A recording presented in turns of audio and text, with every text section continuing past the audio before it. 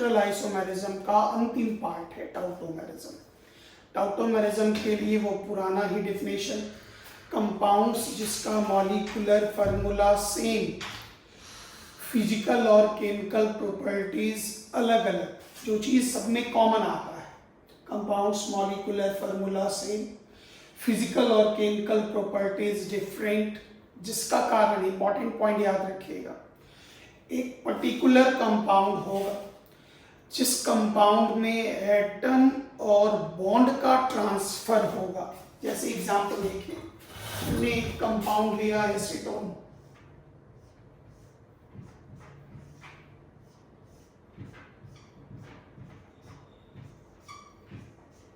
हमने एक कंपाउंड लिया एसीटोन,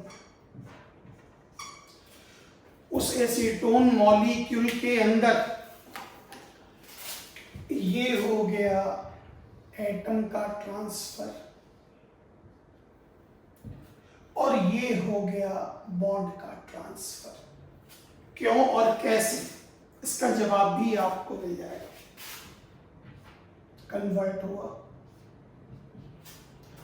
और ये कन्वर्ट होने के बाद कंपाउंड बनाया CH3 COH double bond HH, और अगर ये वापस आ जाए, वापस, तो ये कंपाउंड वापस मिलेगा।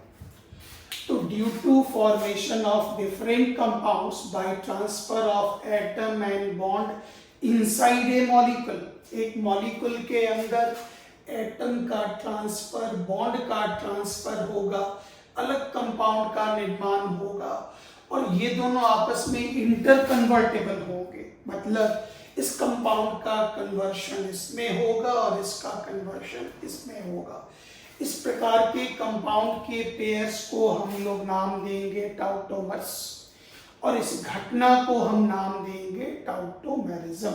नेक्स्ट, कंपाउंड 1, एटम और बॉन्ड के ट्रांसफर के कारण वन मॉलिक्यूल के अंदर एक अलग कंपाउंड बना, उसके अंदर भी एटम और बॉन्ड का ट्रांसफर होगा, तो कंपाउंड 1 फिर से आपको वापस मिलेगा।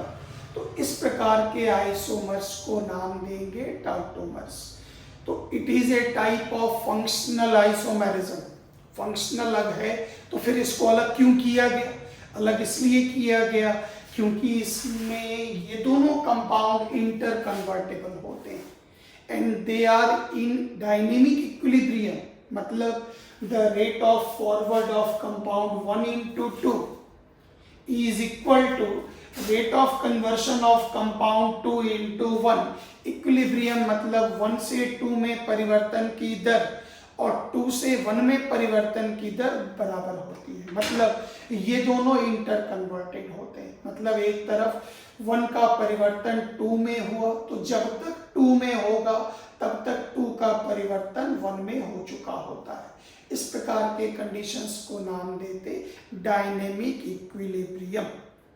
यहाँ पर देखिए, कंपाउंड्स कहलाएगा टाउटोमर्स और इस फेनोमेनन को नाम देंगे टाउटोमेरिज्म। यह एक प्रकार का फंक्शनल आइसोमेरिज्म है। क्यों?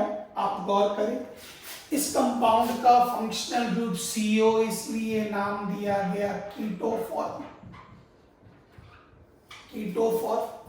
और इस कंपाउंड के फंक्शनल ग्रुप को देखें तो याद कीजिए, डबल बॉन्ड के लिए इन और OH के लिए और ई रिमूव कर दें तो इसका नाम हो गया इनॉल। तो इस आइसोमेरिज्म के लिए ध्यान दीजिएगा, इसे हम लोग कीटो इनॉल आइसोमेरिज्म भी कहते हैं। तो टाउटोमेरिज्म में ये दोनों डायनेमिक इक्विलिब्रियम में होगा, इंटर कन्वर्टेबल होगा, इसलिए सारा का सारा टाउटोमर्स फंक्शनल आइसोमर हो सकता, लेकिन सारा फंक्शनल आइसोमर किसी भी कीमत पर टाउटोमर्स नहीं होगा, क्योंकि टाउटोमर्स को इंटर कन्वर्टेबल होना और इक्विलिब्रियम में होना ये वो शर्त है जो सारे फंक्शनल आइसोमर्स इसको फॉलो नहीं करते। नेक्स्ट, जैसे इसी एग्जाम्पल के थ्रू हमने लिया एसीटोन, एसीटोन का ये हाइड्रोजन माइग्रेट किया, पाई बॉन्ड ट्रांसफर हुआ। इनॉल का फॉर्मेशन, क्योंकि डबल बॉन्ड के लिए इन, OH के लिए ऑल, तो उस कंपाउंड 2 का नाम हो गया इनॉल। इसका फंक्शनल ग्रुप CO कार्बोनाइल नाम हुआ कीटोफॉर्म। अब ये ट्रांसफर क्यों होता, इसके लिए बहुत फैक्टर है। टेम्परेचर हो गया, मीडियम कौन सा है, एसिडिक और बेसिक मीडियम हो गया, इस कार्बोनाइल के दोनों तरफ किस प्रकार के ग्रुप जुड़े हुए हैं, ये एक फैक्टर हो गया। प्लस जो ग्रुप जुड़े हुए हैं उसके कारण कंजुगेशन तो नहीं हो रहा, एरोमेटिक बिहेवियर तो नहीं हो रहा, रेजोनेंस तो नहीं हो रहा, बहुत सारा फैक्टर है जिसके आधार पर आप काम करते हैं। वो GOC से कनेक्टेड पार्ट है। लेकिन यहाँ जो चीजें आपके लिए बहुत इंपॉर्टेंट है वो ये, कौन सा कंपाउंड टाउटोमर्स दिखाएगा और कौन सा कंपाउंड टाउटोमर्स शो नहीं करेगा, ये चेक करना आपका पहला टारगेट है। उसके बाद तब इस आइसोमेरिज्म पर काम करते हैं। एक एक करके आइए। इसमें नॉर्मल जो हम एग्जांपल दिए, इसमें कीटो फॉर्म जो है वो ज़्यादा डोमिनेंट, ज़्यादा परसेंटेज में मिलेगा एज कंपेयर टू इनॉल, क्योंकि कीटो में जो पाई बॉन्ड है उसकी एनर्जी ज़्यादा है as compare to carbon carbon double bond. तो कार्बन ऑक्सीजन का जो डबल बॉन्ड है, पाई बॉन्ड है, उसकी क्षमता, उसका स्ट्रेंथ ज़्यादा है। ये मॉलिक्यूल हो गया एसिटल्डिहाइड। यहाँ भी ये एक हाइड्रोजन माइग्रेट किया, और ध्यान दीजिएगा फंक्शनल ग्रुप के बगल के कार्बन को अल्फा कार्बन और उससे जुड़ने वाले हाइड्रोजन को अल्फा हाइड्रोजन कहते हैं। तो इसका अल्फा हाइड्रोजन माइग्रेट किया, पाई बॉन्ड ट्रांसफर हुआ, कंपाउंड बना विनाइल अल्कोहल। ये बात अलग है जो उसमें उसका परसेंटेज बहुत बहुत कम होता है। तो ये जो दोनों कंपाउंड हो गए एसिटल्डिहाइड और विनाइल अल्कोहल, ये दोनों फंक्शनल आइसोमर हैं, लेकिन चूंकि ये इंटर कन्वर्टेबल है, विनाइल अल्कोहल से एसिटल्डिहाइड और एसिटल्डिहाइड से विनाइल अल्कोहल बन सकता है, और ये डायनेमिक इक्विलिब्रियम में है, इसलिए कंपाउंड के इस पेयर को हम लोग नाम देंगे टाउटोमर्स। नेक्स्ट, अब हम ये चेक करेंगे कौन कौन सा कंपाउंड टाउटोमेरिज्म शो करेगा। ऑब्जेक्टिव क्वेश्चन के लिए ये आधार बहुत बड़ा है। और कौन सा कंपाउंड है जो टाउटोमेरिज्म शो नहीं करेगा, ये चीज इस जगह पर थोड़ा GOC का हेल्प चाहिए। अब GOC इस अगले वीक में आपका मिलता जा रहा है। सबसे फर्स्ट, इसमें जो इलेक्ट्रोनिगेटिव एलिमेंट है वो मल्टीपल बॉन्ड से जुड़ा होना चाहिए।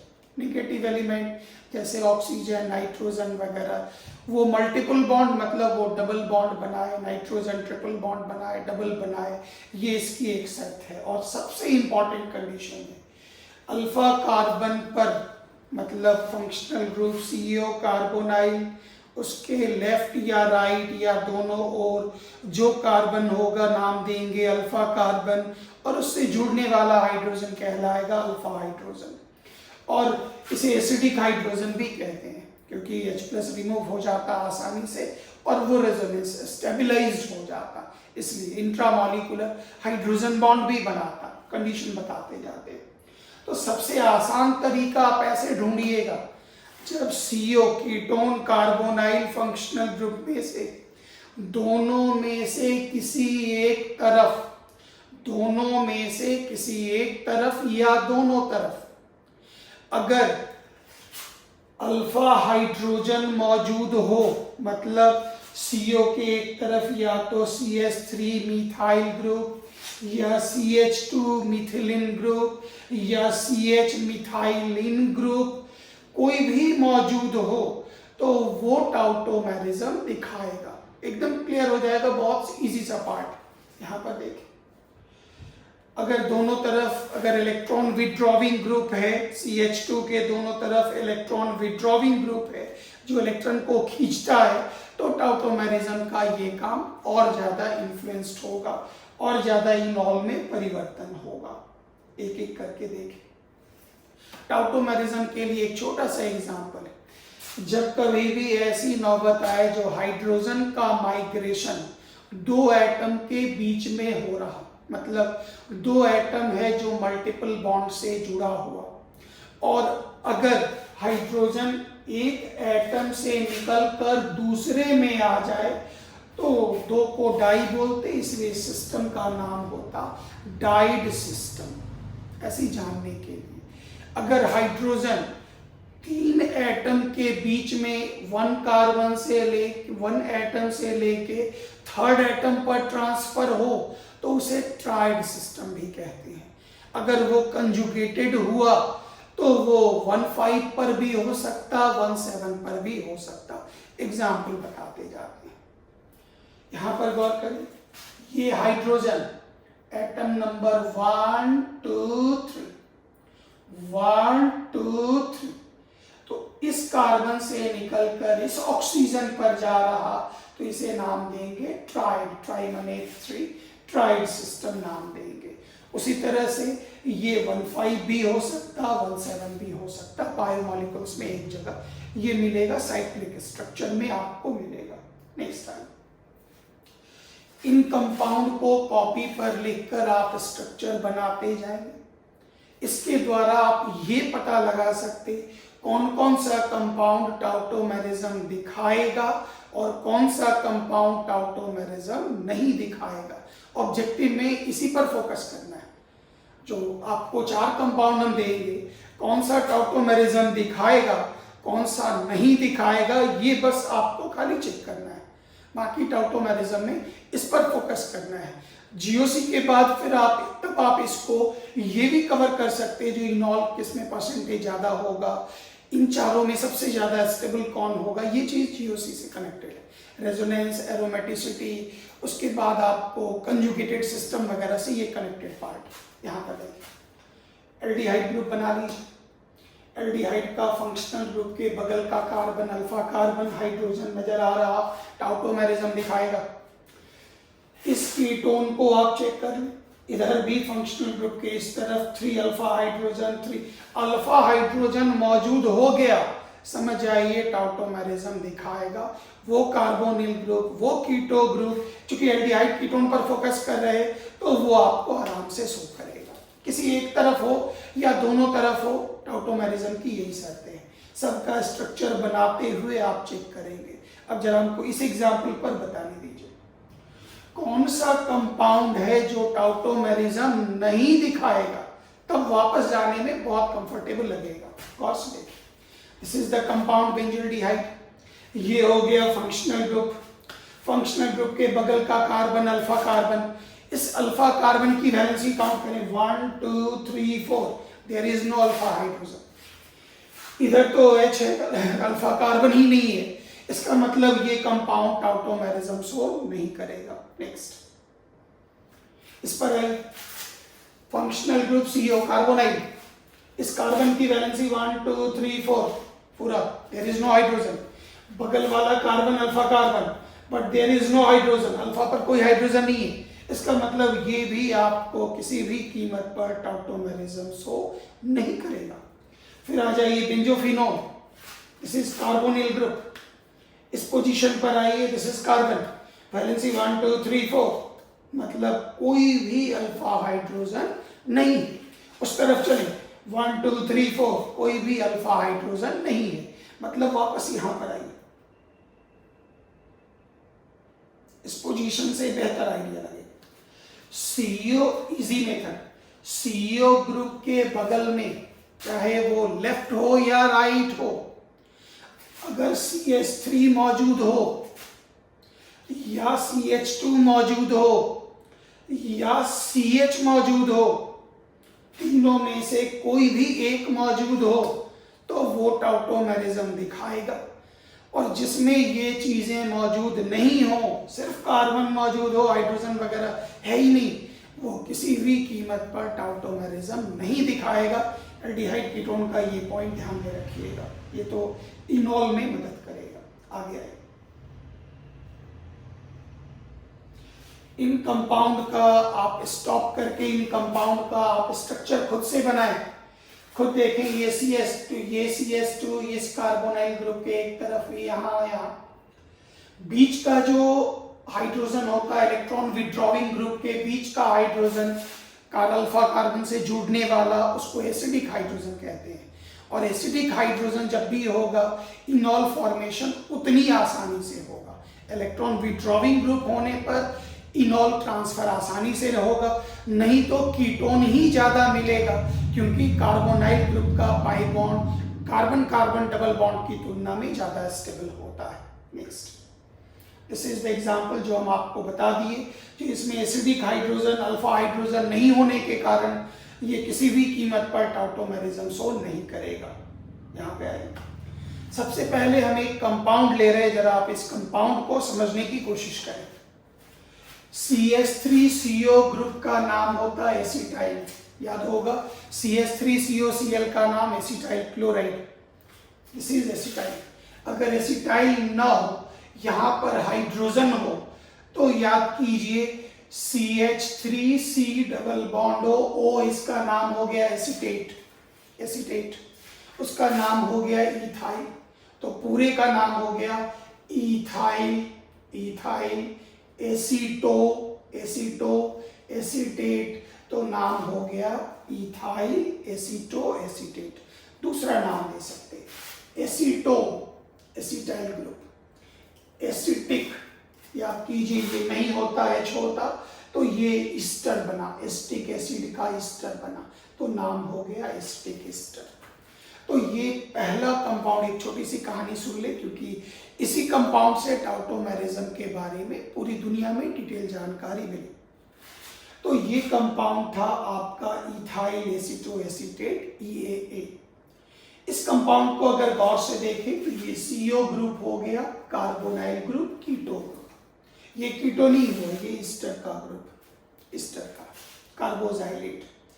अब इस जगह पर आप ध्यान से देखेंगे, ये H माइग्रेट किया, बॉन्ड टूटा, ये सिंगल बॉन्ड H, दोनों के बीच में एक hydrogen bond, intramolecular hydrogen bond बना, दोनों की एक स्टेबिलिटी हुई, तो कीटो फॉर्म इनॉल में बदला और इनॉल का परिवर्तन कीटो में हुआ। अब इसकी कहानी आप सुने, क्या सिलेबस तो खाली इतना ही जानना है जो टॉटोमेरिज्म क्या है, क्या ये टॉटोमेरिज्म दिखाएगा या नहीं दिखाएगा, स्टेट बोर्ड इतना ही। CBSE वाले और स्टैंडर्ड ग्रुप थोड़ा सा समझने की कोशिश करें। एक छोटी सी कहानी, 1865 में एक वैज्ञानिक नाम फ्रैंकलैंड और दूसरे नाम डुपा, उन लोगों ने इथाइल एसीटोएसीटेट की ये संरचना बनाई। इस संरचना में CO ग्रुप, कार्बोनाइल ग्रुप था मौजूद, और उन्होंने कार्बोनाइल ग्रुप का टेस्ट किया, फंक्शनल ग्रुप का टेस्ट किया जाता, ये आप एक टॉपिक सीखेंगे।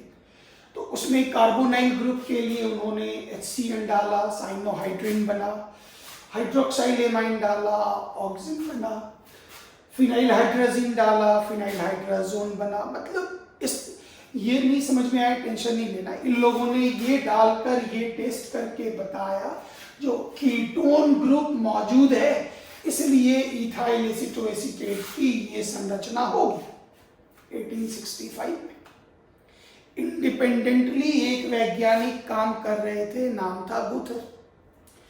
वो 1863 में इथाइल एसीटोएसीटेट के उसी नमूना को लेकर उन्होंने प्रयोग किया, और प्रयोग करने के बाद ये बताया जो कार्बन कार्बन के बीच में डबल बॉन्ड है और इस मॉलिक्यूल में अल्कोहल है, अल्कोहल के लिए उन्होंने अलग अलग रिएजेंट डाला, कार्बन कार्बन डबल बॉन्ड के लिए Br2 वाटर डाला, डबल बॉन्ड OH को बोलते इनॉलिक ग्रुप, फिनॉलिक ग्रुप, इनॉलिक के लिए न्यूट्रल फेरिक क्लोराइड। ये टेस्ट है, ये कम समझ में आएगा, परेशान नहीं होइएगा।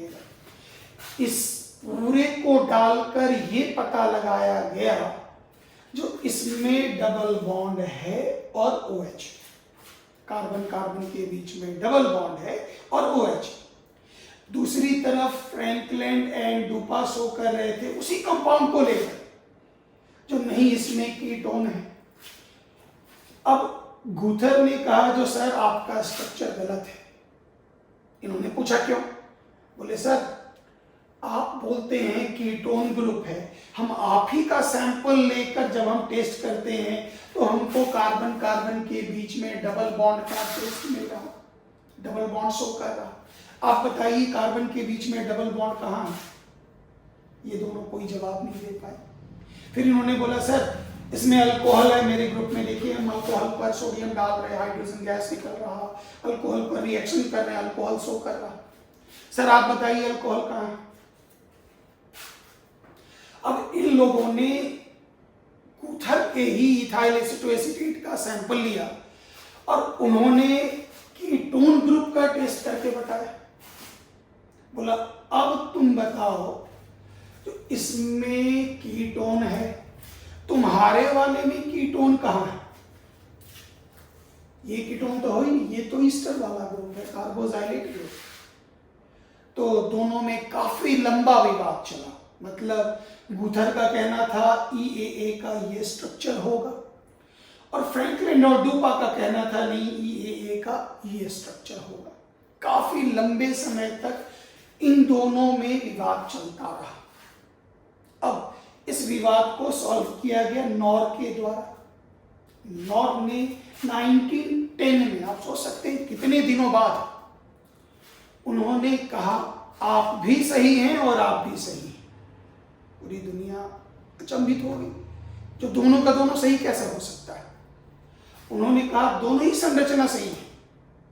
उसके बाद उन्होंने दोनों ही कंपाउंड को निकाल कर दिखाया। जो आप जिसकी बात कर रहे, दोनों ही कंपाउंड इसमें मौजूद है, दोनों का दोनों मौजूद है, दोनों का ही अस्तित्व और दोनों आपस में परिवर्तनशील है। कीटो फॉर्म को -39 डिग्री सेल्सियस पे निकाला और ये एसिडिक मीडियम में ज़्यादा स्टेबल में, बेसिक मीडियम में इनॉल फॉर्म -78 डिग्री पर प्राप्त किया। कीटो भी मिला और इनॉल भी मिला, दोनों मिला।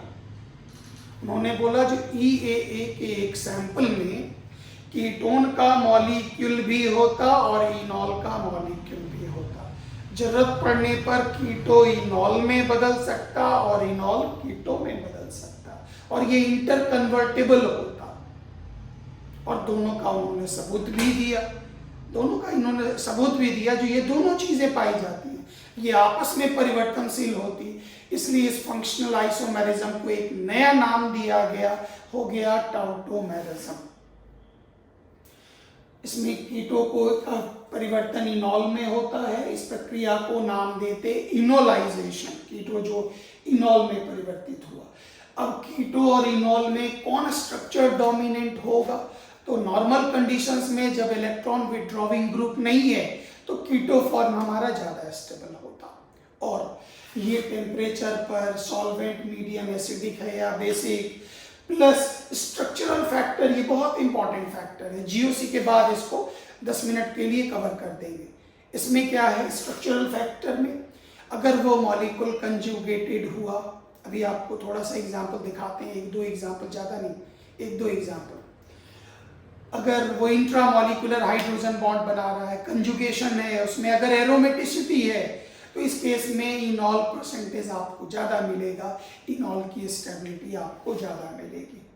नेक्स्ट, अगर methylene group separated by 2 keto group, मतलब 2 कीटो के बीच में, कार्बोनाइल के बीच में मिथिलिन ग्रुप अगर आ जाता तो वो ज़्यादा स्टेबल होता क्योंकि वो इंट्रामॉलिक्यूलर हाइड्रोजन बॉन्ड बना लेता है। इनॉलिक फॉर्म ज़्यादा स्टेबल तब होगा जब वो इंट्रामॉलिक्यूलर हाइड्रोजन बॉन्ड बनाएगा, एरोमेटिक बिहेवियर होगा और कंजुगेशन। ये GOC के बाद समझ में आएगा। इंट्रामॉलिक्यूलर, आइए यहाँ पर गौर से देखिए, ये C डबल बॉन्ड O, इधर भी 1 2 3 एक हाइड्रोजन है, इधर 1 2 3 एक और हाइड्रोजन 4।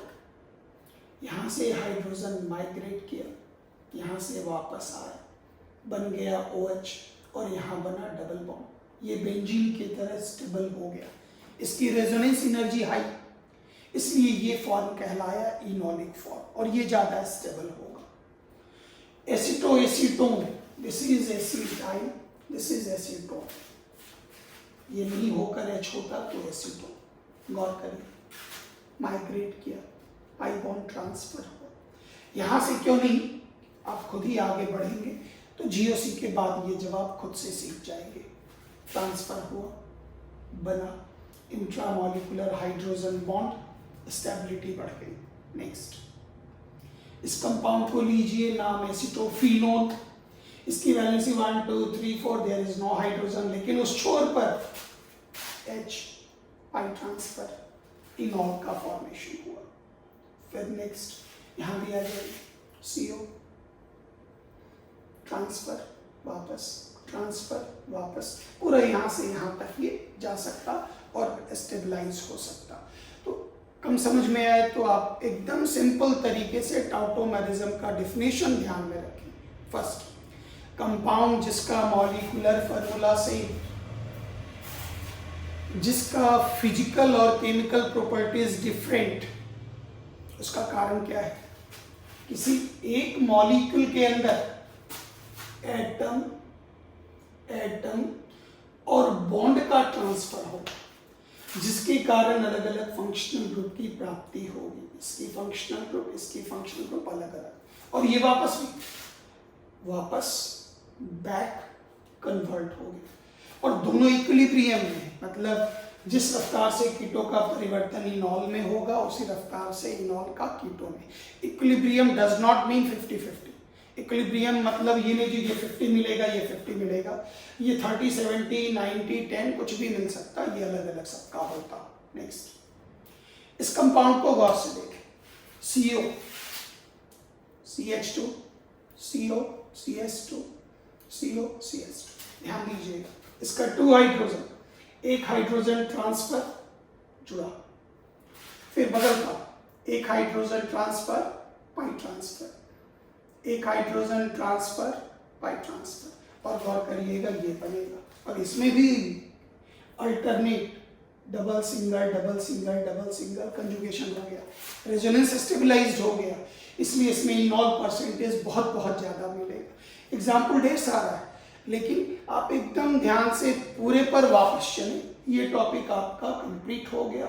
स्ट्रक्चरल आइसोमेरिज्म पूरी तरह से कंप्लीट। डेफिनेशन में आप ध्यान रखेंगे, इसमें एक ही फीचर है जो सबसे इंपॉर्टेंट है, एक पर्टिकुलर कंपाउंड के अंदर एटम और बॉन्ड का ट्रांसफर होने के कारण दूसरा कंपाउंड बना, दोनों इंटरकन्वर्टेबल होगा, दोनों डायनेमिक इक्विलिब्रियम में होगा। इस प्रकार के कंपाउंड को टाउटोमर्स और घटना को टाउटोमेरिज्म कहते हैं।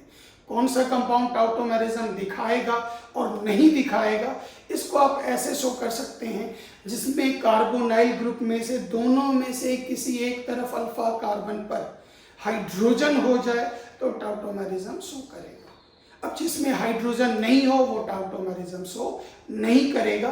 पीछे के आइसोमेरिज्म को पूरा कवर कर लें क्योंकि इसका टेस्ट पेपर DPT आपको मिलने जा रहा है। Thank you very much. जय हिंद।